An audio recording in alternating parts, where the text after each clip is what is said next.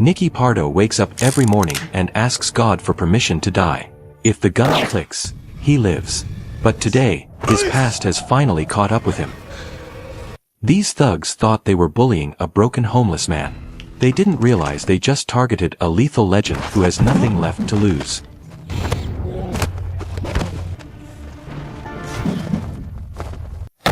Our story begins in a harsh desert where we see a man named Scorpion.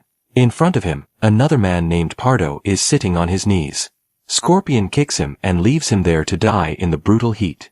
But he hands him a strange gift, his revolver, loaded with just one bullet. The grim instruction. If Pardo is dying of hunger and thirst, he can shoot himself to end the pain. Pardo wakes up from this terrifying flashback dream. He immediately goes to church, just like he does every single day. Pardo used to be a deadly hitman for the Mexican cartel. But after the death of his wife, he completely abandoned his old life and his country, moving to Spain. He is now a deeply religious man who attends church daily. After returning from church, he has a twisted ritual. He loads one bullet into his revolver, spins the chamber, a game of Russian roulette, and pulls the trigger. He truly believes that one day, that bullet will finally end him, and God will punish him for his terrible sins. Until that day, his purpose is to help the helpless. One day, he spots 4 white skinheads aggressively harassing a girl. Pardo doesn't hesitate. He beats those 4 guys within an inch of their lives. Just watching Pardo's speed and technique, you instantly know how experienced he is. He is so good, he can kill anyone even without a gun. And because of his deadly skills and his desire for redemption, the entire crime world knows him by one name, the Redeemer. Pardo gathers the weapons of those beaten boys, leaves them at the church, and drives out of the city. He never stays in one place for long. He is constantly moving. By the time he reaches the next city, it's nighttime, and the church is closed. So, he checks into a hotel, ensuring he can be at church first thing in the morning. A housekeeping girl named Antonio notices him because he's a new face in the city. The next morning, Pardo reaches the church before it even opens. That's when he sees a man named Augustine hiding a mysterious bag inside the church. Pardo immediately starts following him. In the next scene, we meet Piedra, the leader of the Spanish Mafia. He's meeting with his American boss, Braddock, and his Spanish translator. Piedra informs them that some of his drug money is missing. Braddock is new to this country and doesn't even speak the language, but he has invested millions of dollars in the local drug economy, making him the boss of all Spanish gang leaders, including Piedra. Braddock, using his translator, demands his money back within 24 hours. He also orders Piedra to kill whoever committed the theft. Piedra's 4 men quickly catch Augustine near the beach, suspecting him of the theft, and begin beating him badly. Pardo watches all this from a distance. After beating Augustine without getting any information, the men warn him and leave him there. Pardo then steps in and helps him up. Augustine asks Pardo to drop him off at a friend's house. When they arrive, Pardo sees that the house belongs to Antonio, the housekeeping girl. Antonio is Augustine's neighbor, and she tends to his wounds. She also has a 10-year-old son who is battling cancer. Antonio fears the men behind Augustine might come to her house and hurt her and her son, so she pleads with Pardo for help. Pardo calmly assures her, "Those 4 men will never bother you again." Pardo goes back to his own house, performs his dangerous ritual, Russian roulette, and, when he survives, he takes it as a sign from God. He goes to the beach boating station to find the men who beat Augustine. They attack Pardo, but he starts breaking them, one by one. He fights as if he's fought thousands of times, and none of them can even touch him. Augustine watches Pardo from a distance and is completely shocked by his sheer power. Pardo finishes the fight brutally, cutting one of the men's heads off with a boat motor. When the fight is over, he gathers all their weapons onto a board, gives them to the church, and apologizes for the violence. Returning from the church, Pardo sees people openly carrying automatic weapons on the road and in the city. He realizes that the men he just beat were not local goons but actually part of the Spanish Mafia. He passes Piedra on the way to his hotel, but since they don't have a personal grudge yet, they simply pass one another. He goes to Antonio's house and confronts Augustine. "I want to know the truth. Why is the Mafia after you, and what did you hide in the church that day?"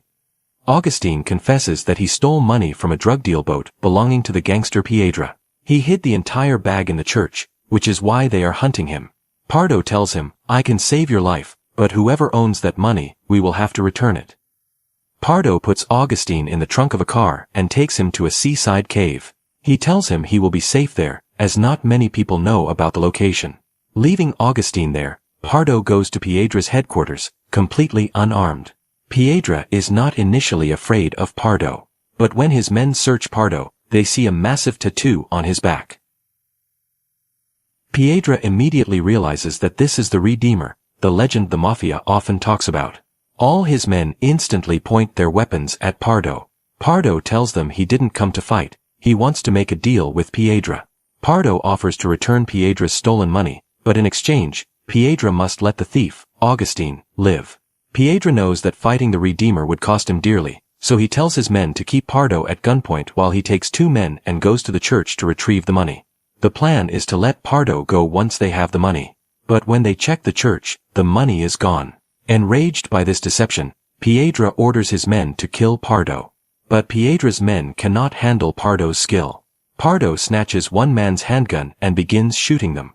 In a prolonged, fierce battle, he kills every single one of Piedra's men.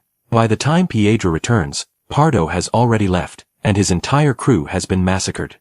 Seeing this slaughter, Piedra rushes to his boss, Braddock, and tells him everything through the translator. Meanwhile, the hitman named Scorpion, who has been following Pardo's movements by tracking the churches in different cities, finally reaches the city. His sole mission in life is to kill Pardo. When Pardo returns to the cave, he finds Antonio and Augustine with the money bag. He is furious, snatching the bag from Antonio. Antonio pleads with him, explaining that Augustine stole the money because she needs it for her son's cancer treatment. Pardo ignores her, takes the bag, and leaves in the car. But on the way, he stops the car. He is suddenly overwhelmed by flashbacks of his past. He sees his pregnant wife dying right in front of him, and he remembers being left to die by Scorpion in the desert. He turns the car around, goes back to the cave, and gives the money to Antonio. That evening, he performs his ritual in the cave. Augustine and Antonio are terrified watching him pray and put the loaded revolver to his head. Pardo tries to enter the city again, but Piedra and his men are on high alert, ready to shoot him the moment they see him. Piedra finds the hotel room where Pardo was staying. He takes Pardo's prayer cloth and belongings and brings them to his boss. Braddock's translator explains that this stuff belongs to the Redeemer, the legendary hitman who people say can't be killed. Braddock dismisses the superstition, calling in his best fighter, Icaro, and tasking him with killing the Redeemer.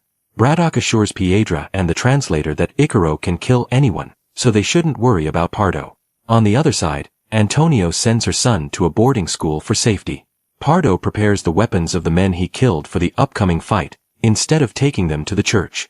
He goes into the city, keeping a close eye on Piedra and his men. But this time, Icaro, the skilled killer, is waiting for him.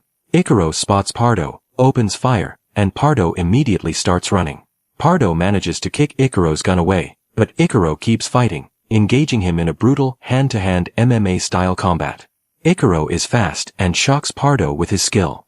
Pardo fights him for a long time and finally lands a major blow, defeating him. As Icaro tries to reach for his fallen gun, Pardo finishes him off with a lethal flip kick. When it gets dark, Pardo returns to the cave.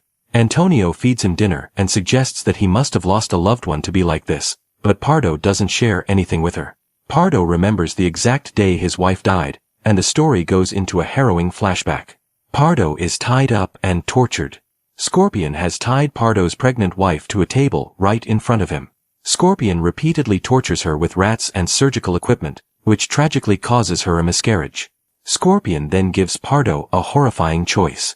Your wife's death is final, he says, but if you want her to die painlessly, you will have to shoot her. Otherwise, I will keep hurting her until my last breath. Pardo is crying, but he sees in his wife's eyes that she also wants a painless death. He is forced to pull the trigger and shoot his own wife. The story returns to the present. Scorpion has now arrived in Pardo's city. He immediately understands that Pardo is fighting the local mafia when he sees Pardo's abandoned weapons, and Scorpion starts killing them, too. Piedra finds a dead body on the road with a bullet shell that has Scorpion's signature mark. He runs to Braddock, who is in a meeting, and tells him that now both the Redeemer and Scorpion are in the city. He explains that these two are the drug cartel's best killers, and they have a massive, long-standing feud. Piedra is terrified that they are caught in the middle of it. Braddock's translator hears Scorpion's name and panics. He urges Braddock to run away to America, or no one will survive. Braddock is upset by this cowardice and immediately shoots his translator in the head. He tells Piedra and his men that they have plenty of weapons and manpower, so they don't need to run from two killers. Piedra reluctantly agrees. Piedra and his entire group prepare for the final assault. Before Pardo leaves, Antonio stops him and gives him a sign of the cross from the church. She has clearly developed feelings for him. After Pardo leaves, Augustine puts on swim gear, planning to run away through the sea, certain that Pardo will never come back alive. Pardo launches his attack on Piedra's drug-making building, firing 2 handguns. Once inside, he kills a man, snatches his AK rifle, and shoots many people with it. He keeps changing weapons, killing every man in the building who refuses to surrender. Finally, he finds Piedra. Even though Piedra is a tough fighter, Pardo kills him and forces his boss's address out of him, hoping to permanently eliminate the threat to Antonio and Augustine. Meanwhile, Augustine reaches a motorboat floating in the sea. But 2 of Piedra's men spot him near the boat depot and start following him. He runs back towards the cave, but when he reaches the shore, he sees Scorpion waiting there for him. Augustine is captured. Pardo finally reaches Braddock's house. Surprisingly, there is no security. When he goes inside, he finds Braddock dead, shot in the head. Pardo sees a bullet shell and a living Scorpion. He realizes Scorpion beat him there, and then Scorpion strikes Pardo from behind, knocking him unconscious. In his unconscious state, Pardo sees another flashback. Years ago, Pardo had gone to kill Scorpion at his house. Scorpion was with his 7-year-old son. Scorpion, being a killer, senses Pardo's presence and becomes instantly alert. They both start fighting. But when Pardo shoots, Scorpion's son steps forward and is killed by the bullet. Seeing his son dead, Scorpion goes insane with rage. He brutally beats Pardo on the back, tortures and kills his wife, and then leaves Pardo in the desert with a single bullet. Recently, when Scorpion found out Pardo was still alive, he came to Spain to finish him off for good. The story returns to the present. Pardo opens his eyes and finds himself on a beach in front of a church where Scorpion has captured both Antonio and Augustine. Scorpion hands his revolver to Augustine, forcing him to play Russian roulette on his own head. When Augustine refuses, Scorpion shoots Antonio in the leg. When Augustine finally tries to shoot Scorpion with the revolver, Scorpion shoots him in the head, killing him. Next, he forces Antonio to hold the revolver to her head and pull the trigger. This immediately reminds Pardo of his wife's final moments, and he decides he will not let Antonio die in this fight. Just like Augustine, Antonio points the gun at Scorpion instead of herself. As Scorpion turns to shoot her, Pardo hits him with a swift, flanked kick. The 2 legendary fighters begin a vicious hand-to-hand combat. Scorpion is clearly the superior fighter, landing many blows, and Pardo takes a lot of punishment. But Pardo, even while losing, figures out Scorpion's leg movements and fighting style. He finally manages to match him and defeats him. Scorpion collapses to his knees. Antonio, dragging herself, picks up the revolver and hands it to Pardo. But Pardo does not shoot Scorpion. He looks back at his old enemy and apologizes for the death of his son. "I suffer every day in the guilt of your son's death," Pardo says, "and you also gave equal pain to my family, so I can't carry this fight anymore." Pardo then leaves with Antonio, ready to potentially start a new life. Scorpion, remembering his son, takes his own revolver and shoots himself in front of the church, hoping that in death, he will finally be able to meet his son. I hope you guys enjoyed this movie breakdown. Don't forget to like and subscribe, and I'll catch you in the next one. Stay safe, and keep watching CinemaNed.